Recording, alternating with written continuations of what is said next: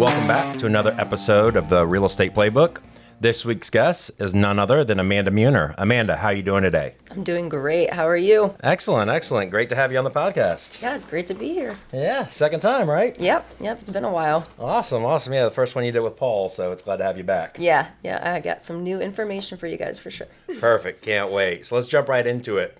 First thing I want to kind of do is just for the audience to kind of take a trip down memory lane and, kind of go back down to when you were debating to get into real estate and what kind of thoughts were going through your head and making you thinking about the real estate industry or becoming a realtor.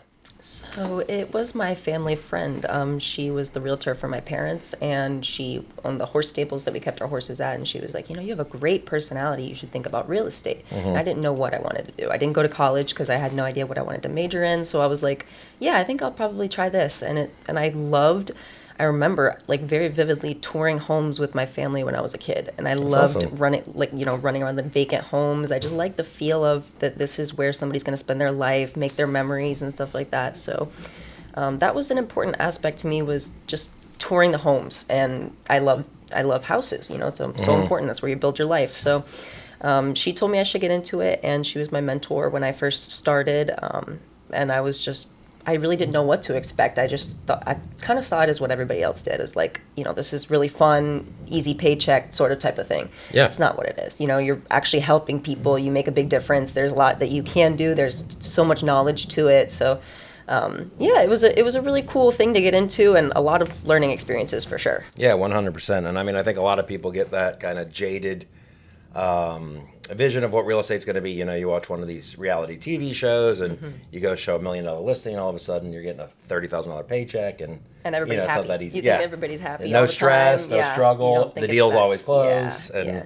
and obviously now that you're in it doesn't. Yeah. Seldomly happens that way, if at all. Yeah, and people think that you can work on your own time, and it's really not. You're working around everybody else's time. So 100%, 100%. Got to be flexible. That's for sure. Yeah. So, but prior to kind of getting real estate, so you kind of, with the horse stables, kind of the woman, I guess, who was kind of boarding the horses, that kind of got your wheels spinning about real estate. You obviously were touring the homes as a child with your family when you were finding, the next home to kind of reside in. What were, before getting into real estate, not going to college, what were some of the professions or jobs that you had prior to becoming a realtor? So I only worked in food service. Okay. I worked at Panera Bread and Dairy Queen, and I was a manager at both. And I just really liked serving people, but also where they would actually appreciate my value. So instead of trading my time for money, I was like, the more value I bring, the more I'm going to help people.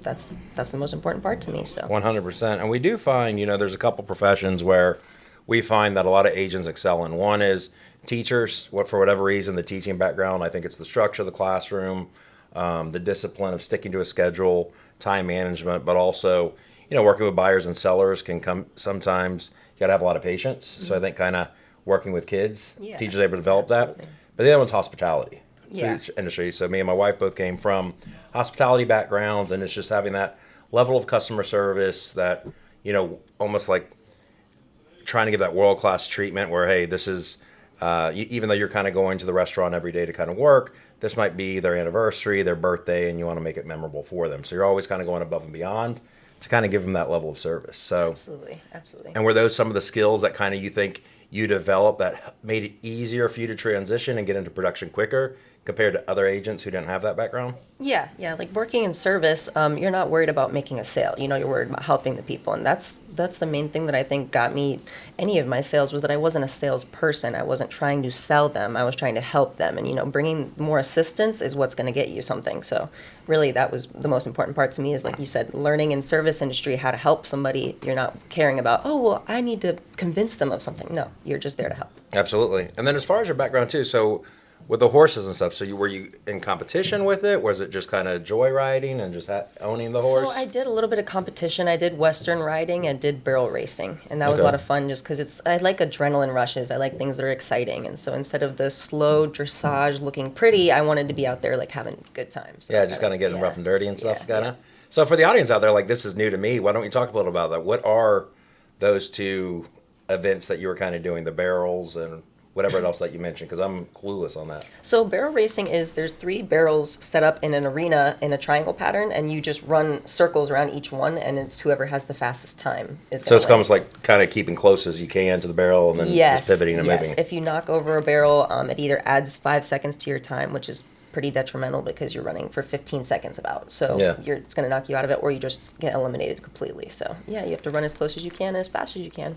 So I got to think from your background in that too, that probably developed another skill set for you, competition, the thrill of competing. So, real estate, we are still customer service, you are helping people, but it's also a sales environment with some level of competition. And That's the thing about real estate is you never know what to expect, and Right. that's a big thing for me. Like before we even started this podcast, I was saying I like unexpected things. I like not knowing, what's going to come next, so I don't start overthinking. So yeah, the barrel racing, like I said, the adrenaline, all of that type of stuff is my favorite. And every transaction in real estate is going to be different. You don't know what to expect. You're going to run into new problems every time, and I love solving problems. So it's my favorite part about real estate is everything's different every time. yeah, every day. You're not sitting at a desk, with their task list, going through the same punch list type of thing.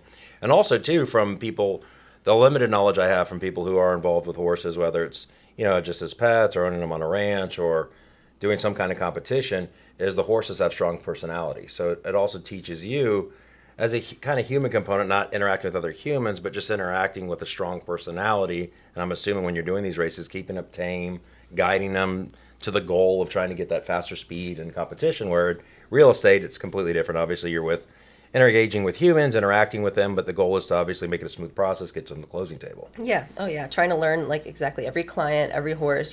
Feeling them out, seeing what their likes, what their dislikes are. It all carries over into each other. Absolutely. Sure.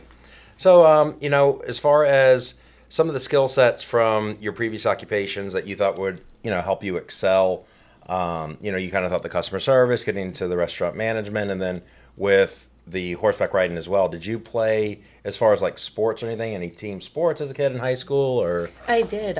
So I did karate for Okay. 8 years, and I Oh, got wow. my second degree black belt actually at the age of Holy 12. shit. I didn't know that. I did it from 4 to 12 years old. And that was a big thing that my dad really was like, this is going to show people that you can commit to something. It's a big, 100%. Yeah, Well, you have a lot of discipline you're getting from that. Exactly, There's a lot of it discipline, does. a lot of mental focus. You're kind of, from what I understand, once again, I have limited knowledge, but you're having to break through mental barriers or ceilings to kind of get to the next level and showing yourself you can. So it almost, I would assume, and you can correct me if I'm wrong, but as a child, growing up, you're developing self-confidence and within yourself as you go up each degree or each belt. Absolutely. It builds fortitude for sure, just to make sure that you commit to, like I said, your goals and that you can achieve these things that you really want to achieve. And so it formed my brain in a really good way to be doing that. I also did a softball and I played piano. Okay, and softball, so you have the team camaraderie, which real estate is obviously, you're as the agent, but working with the team, so you're able to develop those skills, with the common goal of sometimes you have to make a sacrifice for the betterment of the team. And here we're always kind of helping each other to make sure we win, which is, making sure the client gets what they need and Absolutely. has that smooth process. And then, kind of bringing it back to the karate too, I just think that not only the self-discipline, but also from what I've noticed, people who do martial arts, especially at a high level, are typically more regulated with emotions. Meaning, I've noticed that they don't kind of have extreme ups, extreme downs, where it kind of teaches them to, I don't know, just be more mentally clear of kind of what's going on, so there's no over or under reaction. Yeah, and I think what you just said, mental, is so important. People forget that their brain is a muscle too, and Yeah. if you're not working it out, it's going to get weak. So, reading, anything that like you just said, karate, whatever you can do to strengthen your brain is going to be super beneficial in all aspects of your life. So, Well, and two, I mean, for your whole life, you're constantly setting new goals, exceeding challenges and hurdles, which is going to, be a huge self-confidence booster. Where, Yes. that really carries over in the workplace, because obviously, if it's hard if you don't believe in yourself or to get other people to believe in you or trust you with that process. So a lot of things that you were involved in, I think, helped you develop into a more successful realtor, because you have a lot of these traits and characteristics that you're going to need if you want to succeed in this industry. Yeah, I think it's really important to be well-rounded and try lots of different things. Like you said, Absolutely. the karate is, self-improvement. The softball, you're working with a team environment and stuff like that. The piano, you're really just honing in on a skill and trying to learn something. It takes patience. So yeah, it's good to do a lot of stuff. 100%. So let's switch gears here for a bit. So obviously you're touring homes with the family, finding the next family home. You're loving the process, get excited to kind of see where you're going to, so the roots of your family, the next chapter, and you have this vision of, real estate's going to be easy, just, based on maybe thoughts you had or what you saw on TV. What's the one thing that happened when you first got into real estate that you didn't expect or anticipate? So when I was doing showings, I'd show houses, they wouldn't want to make an offer, and then sometimes they would ghost me or something, and I would be like, what did I do wrong? Or if I submitted the offer and then, let's say, they wanted to cancel over something that didn't seem like a big deal. So trying to get people to think in the same mindset that I did and make sense of things. And also I had to put myself in their shoes and think, okay, how would I feel if I was the buyer? Because I'm looking at it from an outside perspective. So I need to put myself in the situation. So just remembering that people don't know as much as you think they might know about the field and, buying the whole process in itself. So just the knowledge that people might have was something that really shocked me, as I thought people knew more about real estate than they actually know. So it's important to pretend that, they don't know anything, pretend you're teaching a child, like lay out everything for them, and then you'll learn, you can pick up based on that what they actually do know. Yeah, so what it's hearing is kind of don't take for granted what they do or don't know. You're going to kind of go in with the understanding, all right, I'm going to start from square one, go over like real estate 101 with them, anticipating that they don't know anything. If they do know some things, or I can kind of tell they're catching on, or say I already got that, then you're kind of accelerating what you're going to present them kind of at that showing, buyer's consultation, whatever it might be, to kind of bring them up to speed and to make sure that they're comfortable writing an offer when it kind of gets to that point. Yeah, so the knowledge that people have is important, and I guess the brokerage, so I thought that all brokerages were pretty much the same, that wherever you went, it was going to be, you're making sales no matter what, and that's not really the case. So I tell people that when you get into real estate, the support that you have is really, really important. So knowing people, that's the main thing. Absolutely, I couldn't agree more. So right now, obviously, with real estate, you've been doing it quite some time. What, 3 years? So 3 years in real estate. Every year getting better, your production going up, building your database, developing your skills, becoming better on all aspects. What are some things right now that you're doing for yourself to ensure continued success in the marketplace? Like I just said, following up with people is the most important thing. So letting everybody that I know that I'm happy to help them. Even if they don't use me, whatever the case is, I still am there to help in this field because, like I said, I got into it so I could assist people. So yeah, that's the main thing, is just like telling everybody, hey, I'm in this, come to me, and I'm happy to help no matter what. So just kind of letting it know out there, be a little bit more communicative, let people know exactly what you're doing, rather than kind of being like the silent realtor, like going to social events. That's the most important thing, is not getting out there and saying I'm a realtor and then not doing any actions to follow that up. You have to actually, make the correct actions every day and say, hey, okay, what do I need to do today to find a new client? What do I need to do to help somebody? What do I need to do to learn more about my marketplace? Things like that. Yeah, and one of the biggest struggles that I see with agents across the board, regardless of kind of what's on their plate. Obviously, some people are going to have more obligations and responsibilities than others, but as a work-life balance. What are some things that you do to help create a work-life balance where, you and I know there's going to be points where you kind of have like a little bit of burnout, stress, fatigue, whatever it might be. But what are some benchmarks or maybe governors you put in place for your life to create that work-life balance? I definitely set aside time that I say this is my time, and if somebody asks me to do something at that moment, unless it's very, very urgent, I'm not going to do it. So I'll just set aside me time, which is usually in the evening, around like 7 or 8 o'clock at night, because that's when typically things aren't really going on. There's not so much out there. Obviously, if someone's working during the day and they're not available until that time, I'll make exceptions. But most of the time, setting a block of time that is yours and no one can take from you is a good one. And that's pretty much it. It's just make sure you have that set time where nobody can step on your time.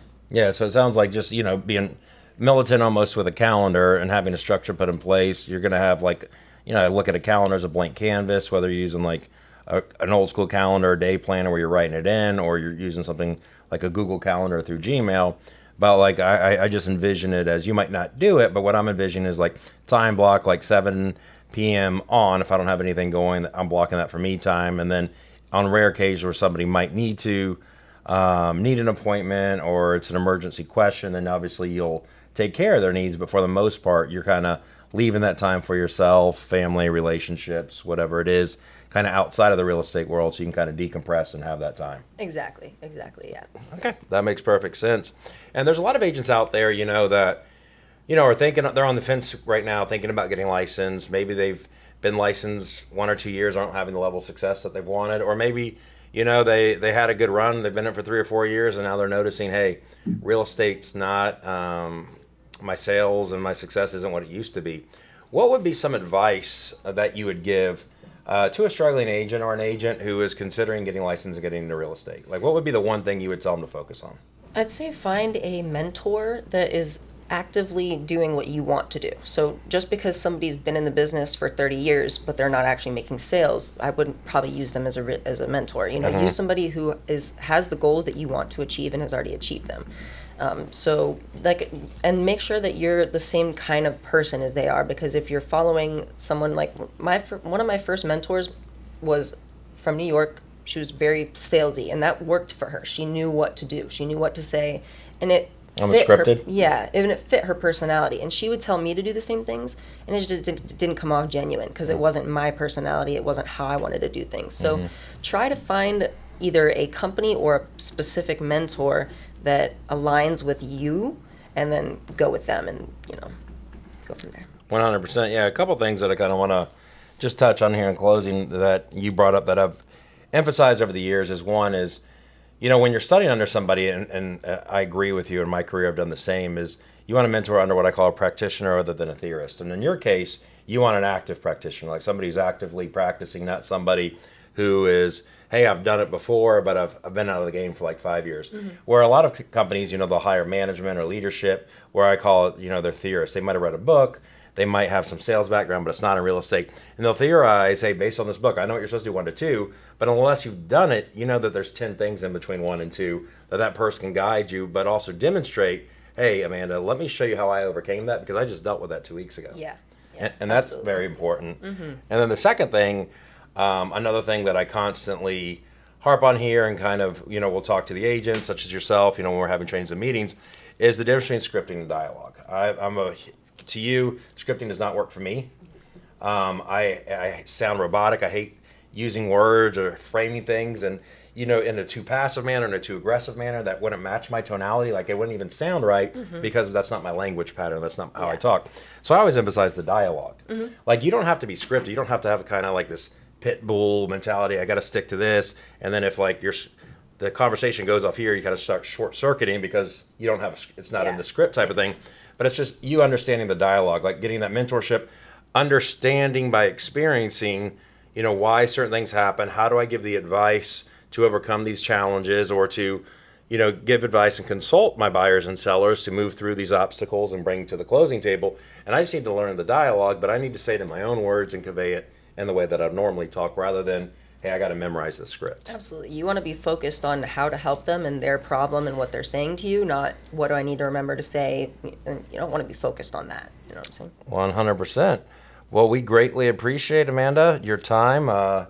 Make time this week for this week's episode of the Real Estate Playbook. And for any buyer or seller out there in the Tampa Bay marketplace, we're going to post all this information on our social media sites as well. But why don't you give the audience the best number to reach you on, or the best email address. So for anybody out there looking to buy, sell, Tampa Bay market, whether it's Pasco, Pinellas, Hillsborough County, what's the best way to get a hold of you? So my number is 813-995-5719. My email is amanda@54realty.com. And my social medias are all just my name. It's Amanda, Meunier. So you can find me on Facebook, Instagram, LinkedIn, Twitter, Snapchat, all those in there. Perfect. Well, we greatly appreciate, and we greatly appreciate having you for this week's podcast. And we thank you all for tuning in to another episode of the Real Estate Playbook.